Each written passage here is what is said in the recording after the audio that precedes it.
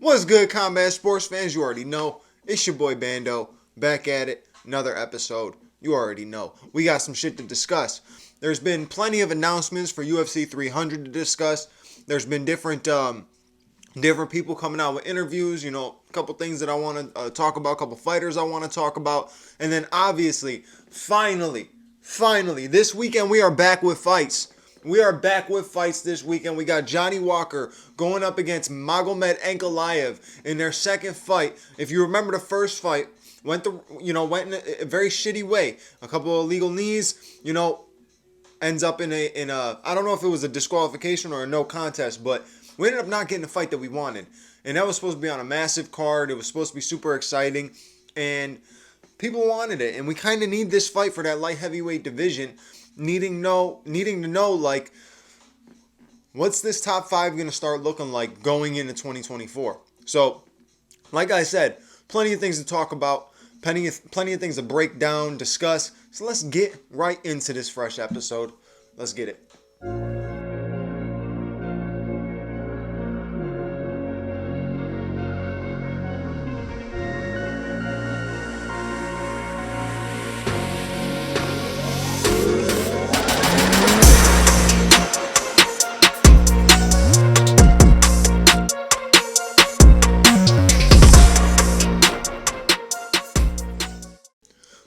So you already know. You got the intro. You know how this goes. Another episode, Combat and Kick It. So, first thing I want to talk about is the announcements for UFC 300.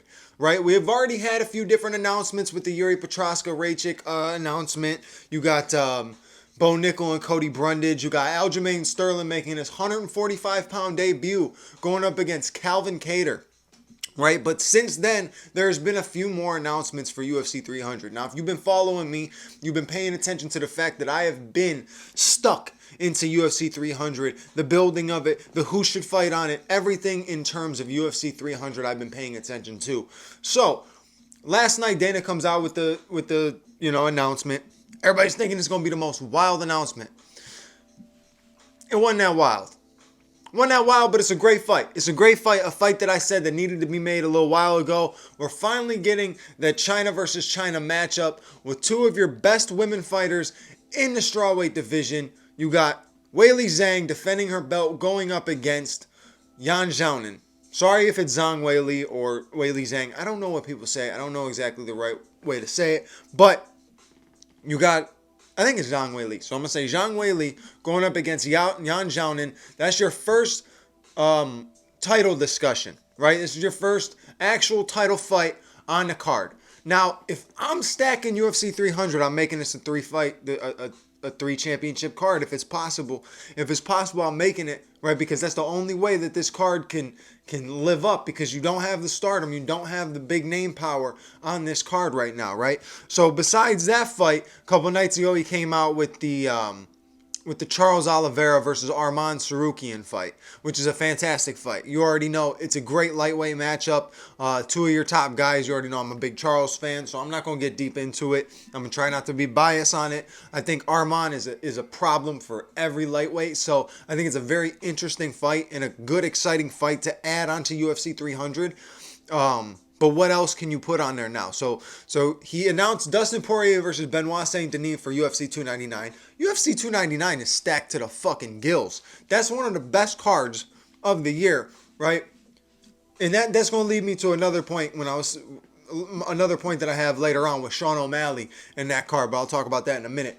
But 299 stacked. So now for UFC 300, you got to stack 299. You have to stack this with championship belts on it. You have to.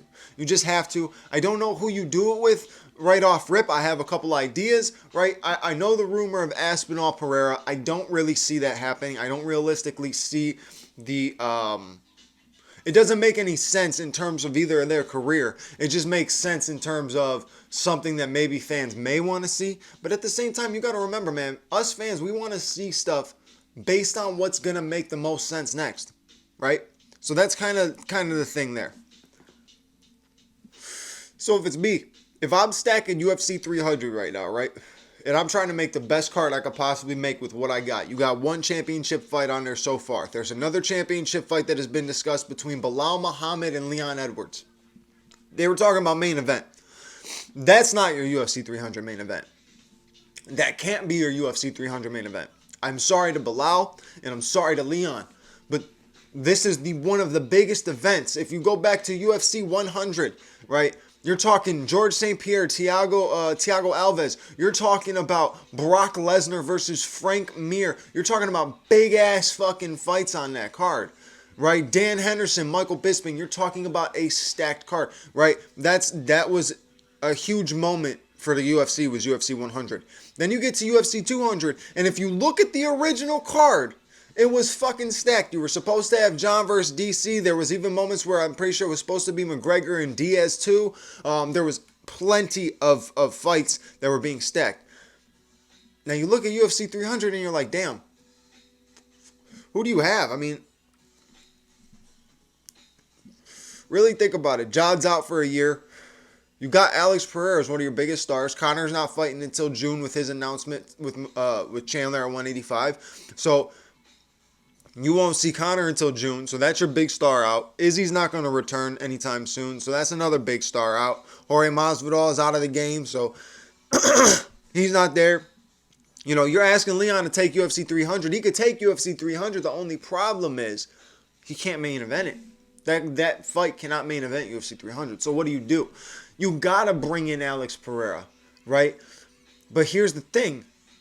There's nobody that's going to be a crazy draw unless it is Israel Adesanya, right? If you don't go the Izzy-Alex route, you still have to go the light heavyweight route and follow what's next, which would be Jamal Hill, right? So if Jamal Hill is back in time for UFC 300, you do Alex and Jamal as a main event, Leon and Bilal as co-main event, Zhang Weili and Yan Xiaonan as, co-main event.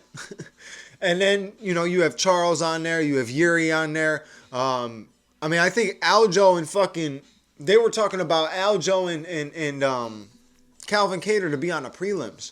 Think about that. A former bantamweight champion that most people have argued to say that he is the greatest bantamweight of all time might be possibly fighting on the prelims of UFC 300. Now, if that's the case, then the card should be stacked to the gills. But we'll see what else Dana White's got in store for us. We got some time still.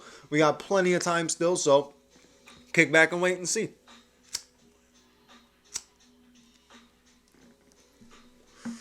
But since I quickly talk about Aljo, I'm going to quickly talk about his last opponent. This is going to be a brief one. Everybody keeps saying that Sean O'Malley keeps saying that he's going to be as big as Conor McGregor. I cannot back that statement, though. I wanted to come in and kind of just break it down a little bit and talk about it. Can Sean O'Malley be as big as Conor McGregor? The answer is no. By the time Conor was in his position, right, he was selling out arenas in Ireland, right? He would be selling out arenas in Vegas, right? That, like, at the point where Conor has become champion, his stardom was already huge. I mean, they did a world press tour for Conor McGregor and Jose Aldo, and Conor was just an interim champion, right? Sean's career has got a long ways to go because the difference between him and Conor, you might see that like flashiness and that star type of power, right? But he still doesn't have it because he doesn't have the accolades, right? He hasn't done enough. No disrespect to Sean O'Malley. That's not me dogging him. The dude's a fantastic fighter. But the way I look at it is you have to build something, right? Conor at least built a 145 run, made a big statement, knocks out a guy who hasn't been knocked out in 10 years, and knocks him out in 13 seconds. You end up going up against Nate Diaz in a huge fight, short notice, lose when you're supposed to fight RDA. You come back, you beat him. You go to fight Eddie Alvarez. You beat Eddie Alvarez for the second belt. And then you're going and fighting guys like Floyd, right? He was calling for Floyd for a minute. Same thing Sean's doing with Tank, right? But the way I look at it is the stardom isn't there yet.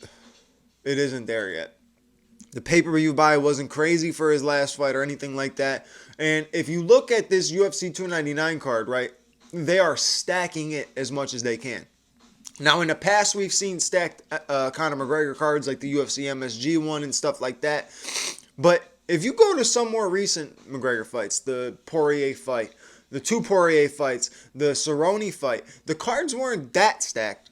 They weren't unbelievably stacked if you really, really pay attention to them. And this 299 card is stacked. And to me, that says that Sean O'Malley doesn't have the power himself, right? Maybe with the opponent, right? I think with Cheeto, a lot of people are interested, right?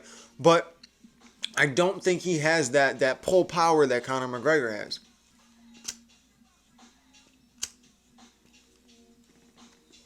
Question is, could he get it? Probably.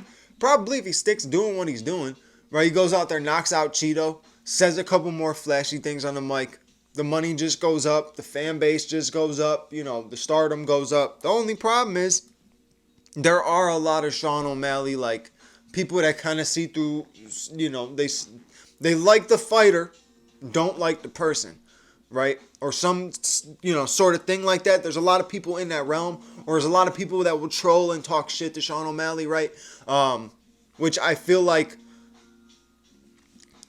Conor McGregor's got fanboys, right? Hardcore fanboys, die-hard fanboys that will not allow you to say anything bad about him on Twitter, on the internet at all. He has hardcore fanboys.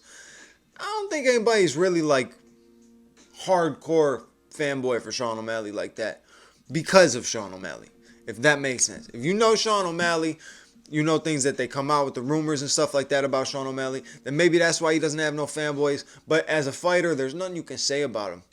He's exciting, he's flashy, and he's fucking good.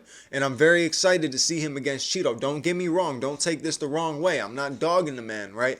I'm just saying a lot of people are trying to compare his stardom, his fame, his level, right? If it was that level, that name would have been on UFC 300.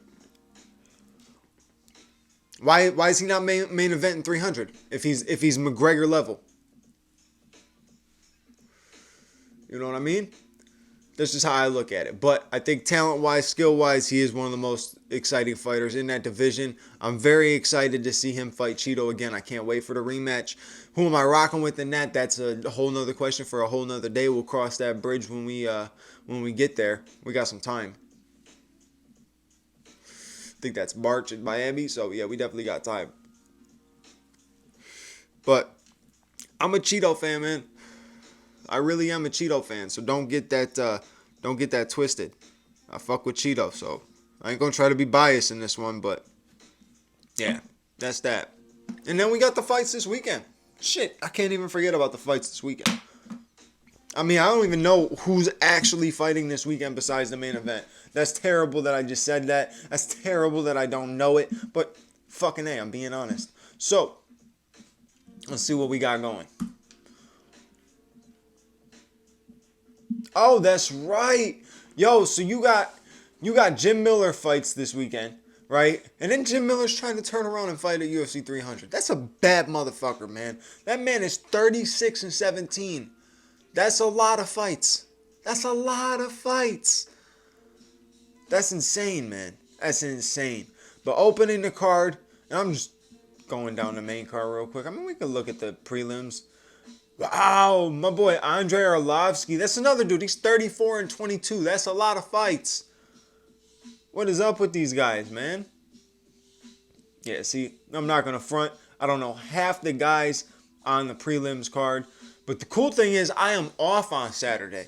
So I can get an even better breakdown. You know, a full-fledged breakdown. But I get to actually watch these guys and get to fucking learn them. I get to learn the prelims fighters, all those kinds of guys. You got guy who's 13-5 lightweight, Nicholas Mota versus Tom Nolan, a 6-0 lightweight. Weston Wilson, 16-8 featherweight, going up against John Silva, 11-2 featherweight. I feel like I know him. I might know him. Bald-headed dude. I remember all the bald-headed dudes. You got bantamweight Farid Basharat going up against Taylor Lapilus. I think I've definitely seen the Basharat fight before. You got Marcus McGee. I've seen him fight before. You got 8-1 going up against Gaston Bolanos. It's a bantamweight matchup. Matthew Semmelsberger, definitely seen him before, going up against Preston Parsons. And then I seen both these gentlemen, Andrei Arlovsky and Waldo Cortez Acosta. That could be a really good fight, but I see Waldo Cortez Acosta coming in there and being a savage. Look, Andrei Arlovski's a badass dude to be fighting this long. I gotta see how old he is.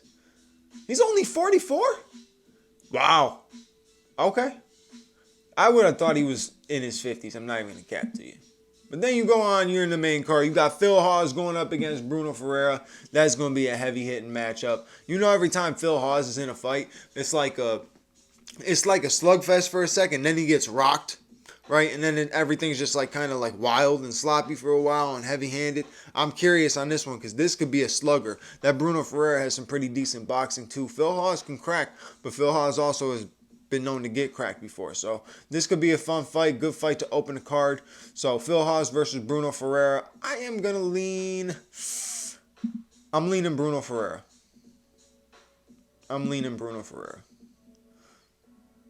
Phil Hawes has got him in the reach and size, but I'm going with Bruno Ferreira.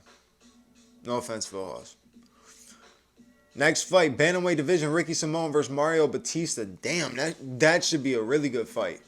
That'll be a back and forth matchup. That can go either way.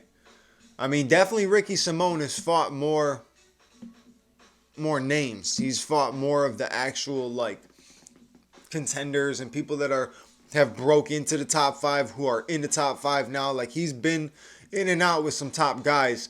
Mario Batista just came off a win. I'm pretty sure he just beat Cody, right? He beat Cody was his last fight. So, you know, he's beat Damon Blackshear. Oh, was that it? That's right. He beat Damon Blackshear. He was supposed to fight Cody. He never fought Cody. Yeah, I remember that. So, yeah, I mean, he hasn't even had a fight against any names yet. So, this is like the first one that actually makes sense. So, this could be a good fight. Could be a slugger, but I'm leaning Ricky Simón in this one. Moving on, you got Jim Miller going up against Gabriel Benitez, and I'm rocking with the veteran Jim Miller just because. Sorry, Gabriel Benitez, but I got to go with Jim Miller. I just have to. I can't go against Jim Miller. The man is a fucking savage for doing this. It makes me want to go back and change my thing to Andrei Arlovski because it's basically the same reason. So we saying Andrei Arlovski going to win. I just think that Waldo Cortez dude is a savage. But moving on. I get off track too much. Co-main events, Matthias Nicolau and Manel Kape. Look, everybody rides that hype with Manel Kape. I think he's extremely good. Almost as good as everybody says. But just saw a dude on his debut take him 3 rounds. I'm not as impressed anymore. I got to see something in this fight. I got to see a crazy finish. Now I know, like, who am I? Who am I to be the one? He ain't got to impress me. You know what I'm saying? I'm nobody fucking special. But I'm just saying, right, to the hype that everybody puts him at, to the standard everybody puts him at, I think he's extremely good, right? But, you know what I'm saying? He did let a guy, I don't know if he allowed that fight to happen like that, to put on a fight for the fans, or he truly just couldn't finish this dude. But do it on his debut, took him 3 rounds. That stands out to me. But that, who knows? If he comes in this fight, gets a quick finish, I would like to see him against somebody like Brandon Royval. I know everybody's going to shoot him straight to the title. Everybody wants to see him fight for the title. I'd like to see him fight against a guy like Brandon Royval. Or you get that Kai Kara France matchup. I don't know why that's not the matchup happening on Saturday, but you get the Kai Kara France matchup, you got something back going. So either way, that's a little decent flyweight matchup. Could be fun. And then you move on to the light heavyweight division, Magomed Ankalaev versus Johnny Walker. And if I remember correctly, there was really nobody winning that fight. You know, it didn't have anybody in the lead. So I could go with Johnny if this fight stays standing. If Johnny can keep this standing. Not necessarily that Johnny can't wrestle with him. I think Johnny can easily get gassed out or make a mistake on the ground. I think Johnny is wild and flashy on the feet and might be able to fuck around and catch something and land something nasty on Magomed Ankalaev. I mean, if you look, he threw that crazy knee. He just missed that by an inch. But that is the thing, though. Let's actually look at that for a sec, right? If he makes a mistake doing some shit like that, you're going up against a guy, Magomed Ankalaev, that you know has the wrestling skill, right? He's got the skill to put you up against the cage, and he's also not one of them dudes that gives a fuck about what the fans think. He will make the most boring fight to win the fight. It just is that. This just is what it is, right? But he has good striking, and he has good takedowns, right? Magomed Ankalaev is a very patient fighter, and he's skilled all around, right? But he has points where he slows down. Can Johnny capitalize on a moment where he slows down? But he can't overdo it, right? Like, if he almost timed the flying knee off of, like, I think he faked the body shot and threw the flying knee. That's cool, fancy, crazy, wild, right? But you have to know that the timing is there, right? For every single one, whether it's a flashy punch, a spinning back elbow, a jump kick, a jump knee, whatever it is. You have to know that the timing is there against a guy like Magomed Ankalaev, because if he does get you, whether it's the clinch or the groundwork, you know it's gonna put pressure on the judges' scorecards for him, and he don't care about finishes if he can go to the decision, right? If he can get a win that way, he don't care. He'll take a 3-0 win like that or a 5-0 win like that if he can. But I think Johnny has to be smart. Johnny did seem to start that other fight off much more patient. So I think if he comes out, starts this fight very patient, picks his shots. When a guy that hits like Johnny Walker picks his shots, I think more power is generated. He can sit back, wait for his moment, and snap some punches out. I don't see him finishing Magomed Ankalaev. I really don't remember I think Ankalaev's been finished one time. That was against Paul Craig, and that was a submission. So I don't really see him getting finished, but I can also see Johnny Walker making a mistake and Magomed Ankalaev capitalizing on it to take 5 rounds to none. I could see that. A lot of wrestling, a lot of clinch work, a lot of that kind of stuff. But don't get me wrong, Ankalaev can strike, so who knows? We'll see what happens, but I am just happy that we got fights back. So I give you a little breakdown, and then you'll get a little review. You know how it goes. But 2024, we got more videos to come out. I promise you. I promise that. I'm making promises this year, and I'm keeping them. So you know what to do. Do all the YouTube stuff. Like, comment, subscribe. Hit the bell notification button if you enjoyed what you saw today. That way you know when the next episode is out. And I will catch you then. Your boy Bando is out. Peace. Fire surround device.